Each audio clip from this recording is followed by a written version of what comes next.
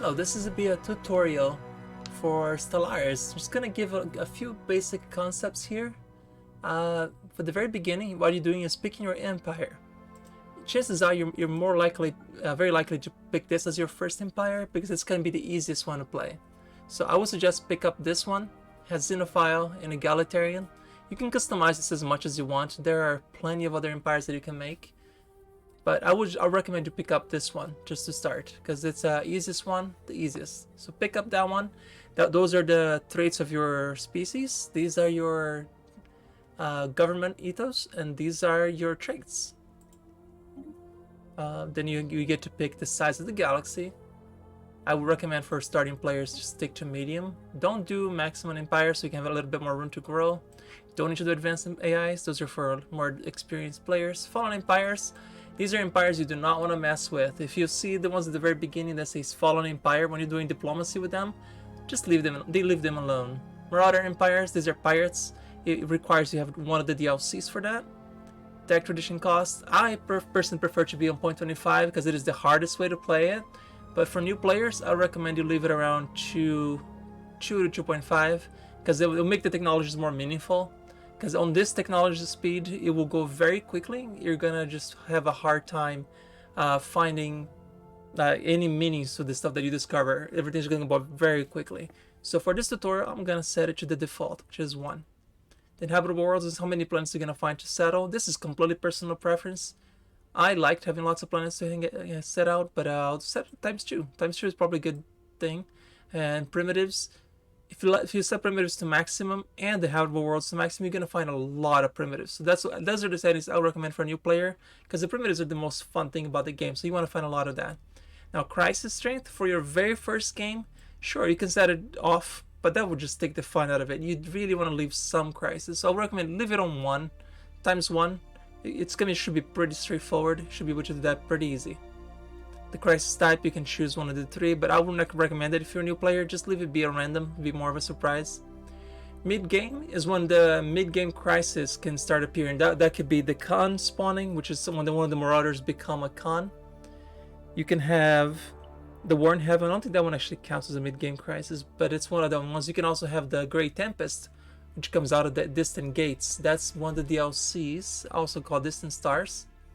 And then the end-game start here is when this crisis comes out. That would be the Unbidden, the Praetorian, or the Contingency. Yeah, you can worry about that later. Difficulty is what you want to choose the difficulty on the game. If you leave it on Grand Emerald, that is the highest difficulty you can play. For a new player, you can set it all the way to Cadet, just for the absolutely easiest. But I would recommend you play at least on Instant, so you have some challenge. Otherwise, everything's going to feel very trivial. But if you're struggling, you can always go back to Cadet. Scaling just means that the difficulty that you're setting it on just means that whatever, say if I set it to Grand Emerald, it means at the very beginning of the game when you leave it on, the difficulty starts on Cadet and it will slowly scale up all the way to when you have the end game here. So if you have an end game for 2350, by 2350 the AI will have a Grand Emerald bonus. But if you set it to Cadet, it doesn't matter because you already started the easiest. But if you like to feel like the game is too easy for you, you can set this list to like Commodore and then leave scaling on, because then we will start a Cadet at the very beginning of the game. As the years go by to whatever date you set over here, it will then scale up to Commodore difficulty.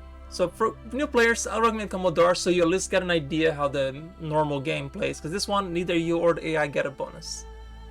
Aggressiveness, self-explanatory, is how much the AI is gonna declare wars on you. I recommend for new players, just leave it on low so you can enjoy the game and just enjoy the events, the exploration, diplomacy. Empire placement is just how well they get stuck. You can do it, they're little tiny clusters everywhere, or you can have random. Honestly, random is better because you're spread out a lot more. You can have more fun.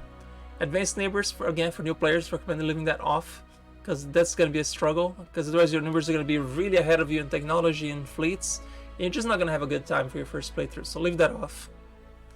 Abandoned gateways, these are stargates. If you ever play Master of Orion or any other game like this, these are gateways that later in the game you can repair them, and then they instantly teleport between one gateway and another. Wormhole Pairs, they're things that from the very beginning, pickles, move on, I'm explaining the tutorial.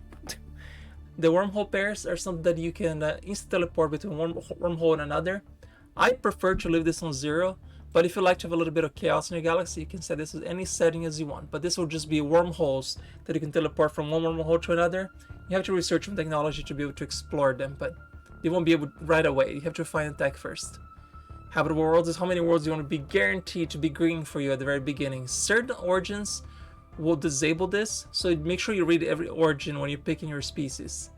Caravaneers, they're traders. I think you need a megacorp for this. L-gates, need this in gateways. Zeno Compatibility. Oh, this is new. They added this today. Zeno Compatibility means if aliens are able to mix and match between different species, for the sake of lag, leave this off, because otherwise it's going to lag your game a lot. Logistic growth ceiling is just how quickly. Hang on. It says how large population growth bonuses are when planets are in the middle of the logistic curve. The higher this, the faster populations will grow.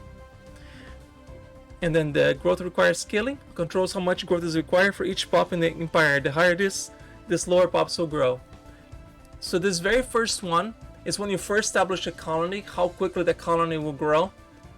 So the higher you set this, the faster population will grow. So if you like a game that has a lot of population and it goes by really quick, set this to maximum. Otherwise, just leave it on default. Growth requires scaling. That's how much every time one of your pops grow, how quickly they will require more points to grow again. So like if one population grows, the next population would require 1.05, the next one would be 1.10. You can look more at this when you set the game, but for this first absolutely basic tutorial I'm doing, it's just for the game setup. So this is what we're going to call it here in Iron Man, is if you want achievements or not. That's it. That's the basic tutorial.